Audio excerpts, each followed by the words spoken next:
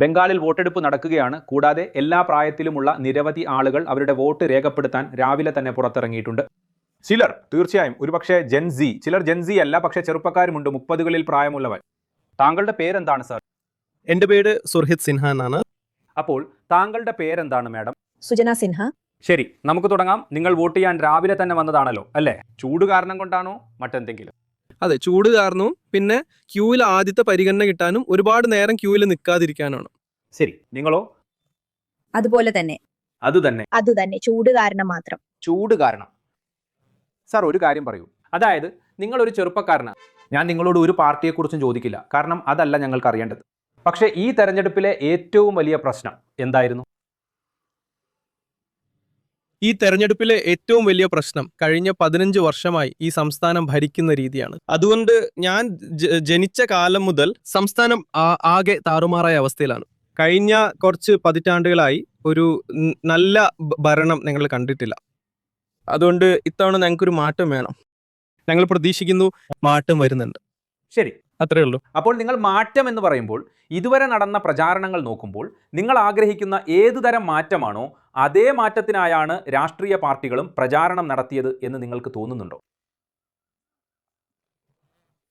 ബംഗാളിൽ ജയിക്കാൻ ഒരു രാഷ്ട്രീയ പാർട്ടി ഈ രീതിയിൽ പ്രചാരണം നടത്തേണ്ടതുണ്ട് എന്ന് ഞാൻ കരുതുന്നു. കാരണം എനിക്കറിയാം നിങ്ങൾ എന്താണ് പറയാൻ ഉദ്ദേശിക്കുന്നതെന്ന്. പക്ഷെ എന്തിനാണോ രാഷ്ട്രീയ പാർട്ടി പ്രചാരണം നടത്തുന്നത്, അത് ഞാൻ കരുതുന്നു ബാംഗ്ലൂർ ജയിക്കാനുള്ള ശരിയായ മാർഗം അതാണെന്ന്. കാരണം ബാംഗ്ലൂരിലെ തെരഞ്ഞെടുപ്പ് നിങ്ങൾക്ക് വെറുതെ വളരെ ചെറിയ കാര്യങ്ങൾ പറഞ്ഞുകൊണ്ട് ജയിക്കാനാവില്ല. ശരി, നിങ്ങൾ ശക്തമായി. ശരി മാഡം, എന്താണ് നിങ്ങളുടെ അഭിപ്രായം? ഒരു യുവതി എന്ന നിലയിൽ നിങ്ങളുടെ ഏറ്റവും വലിയ പ്രശ്നം എന്തായിരുന്നു? ഏറ്റവും വലിയ പ്രശ്നം സുരക്ഷ. അറിയാമോ, ഈ കാലഘട്ടത്തിൽ സ്ത്രീകളുടെ സുരക്ഷ വളരെ പ്രധാനമാണ്.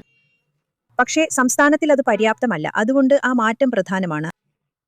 അപ്പോൾ നിങ്ങൾക്കും തോന്നുന്നുണ്ടോ ഒരു മാറ്റം ഉണ്ടായാൽ സ്ത്രീ സുരക്ഷയ്ക്ക് കൂടുതൽ മുൻഗണന നൽകുമെന്ന്? അതാണോ ആളുകൾ? അതെ, ചിലപ്പോ അങ്ങനെ പ്രതീക്ഷിക്കുന്നു. ശരി, അപ്പോൾ എന്താണ് നിങ്ങളെ ആകർഷിച്ചത്? അതായത് എല്ലാ പാർട്ടികളുടെയും കാര്യത്തിൽ, ഒരു പാർട്ടിയെക്കുറിച്ച് മാത്രമല്ല ചോദിക്കുന്നത്, TMC ആകട്ടെ, BJP ആകട്ടെ, ഇടതുപക്ഷം പോലും ആകട്ടെ, സ്ത്രീ സുരക്ഷ ഒരു പ്രധാന വിഷയമായി പരിഗണിക്കുമെന്ന കാര്യത്തിൽ നിങ്ങൾക്ക് ആത്മവിശ്വാസം നൽകുന്ന അവർ പറഞ്ഞിട്ടുള്ള ഏതെങ്കിലും പ്രത്യേക വാഗ്ദാനമോ മറ്റെന്തെങ്കിലും?